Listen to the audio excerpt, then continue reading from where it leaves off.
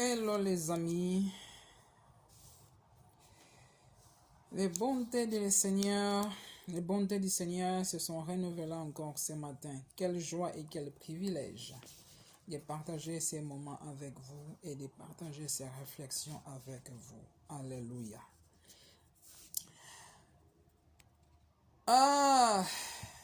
Les hommes blessés blessent toujours les autres. Pourquoi je dis ça que les hommes blessés blessent toujours les autres?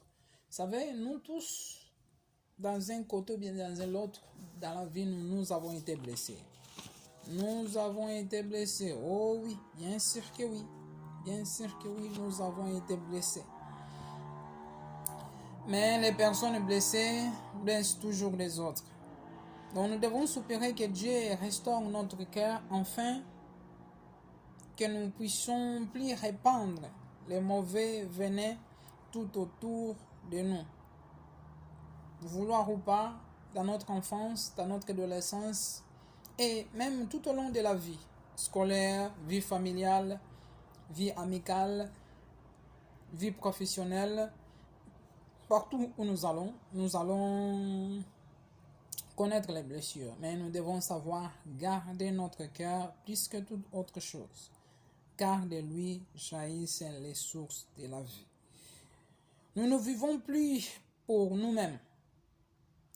Actuellement, nous ne vivons plus pour nous-mêmes, mais nous vivons pour plaire aux hommes. Rares sont les personnes qui vivent pour plaire à Dieu. Parce que lorsque tu plais à Dieu, certainement tu plairas aux hommes. Mais lorsque tu plais aux hommes, pas forcément tu pourras plaire à Dieu. C'est ça que j'ai compris. Lorsque tu plais à Dieu, sincèrement, tu plairas aux êtres humains. Pourquoi? Tu vas avoir les caractéristiques de Dieu en toi. Et lorsque tu as les caractéristiques de Dieu en toi, certainement tu vas les communiquer. Pourquoi? La présence de Dieu va t'accompagner. La présence de Dieu va te catapulter. Mais aujourd'hui, nous soupirons plus à plaire aux hommes. Nous n'arrivons plus à être nous-mêmes en fait. On veut être les autres. Donc, comme l'autre met trop costard cravate, moi aussi je vais mettre trop costard cravate. Et nous avons perdu notre personnalité. Nous avons perdu notre singularité. Et comme nous n'arrivons plus à vivre pour nous-mêmes, donc nous vivons plus pour plaire aux autres. Bon, pour être accepté dans cette communauté, il faut que je plaise aux autres. Voilà. Mais sans le savoir, ce n'est pas mauvais pour plaire aux autres. Mais un bon conseil, mon ami, plaise d'abord à Dieu avant de plaire aux hommes. Parce que lorsque tu plais à Dieu, tu plairas naturellement aux hommes. Amen. Je ferme la parenthèse.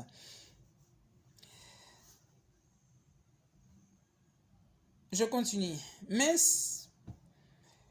si tu veux plaire aux hommes, tu dois savoir.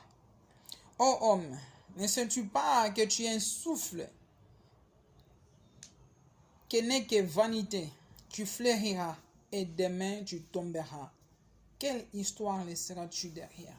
Parce que les hommes meurent. Les hommes meurent, oh oui. Covid a parlé trop fort. Nous avons perdu des parents, des grands-parents, des cousins, des cousines, des oncles, des tantes, famille proche comme famille éloignée. Et si ta confiance était chez un homme, et quand cet homme est parti, tu as pleuré et tu étais désemparé.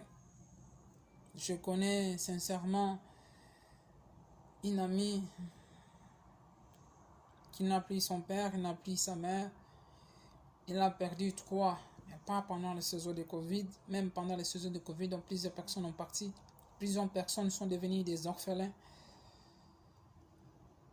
Mais la confiance était en qui? En Dieu ou aux hommes? Nous devons soupirer par la grâce de Dieu, être des modèles. Être des modèles qui suivent Christ. Lorsque tu suis Christ, tu seras modèle pour les autres.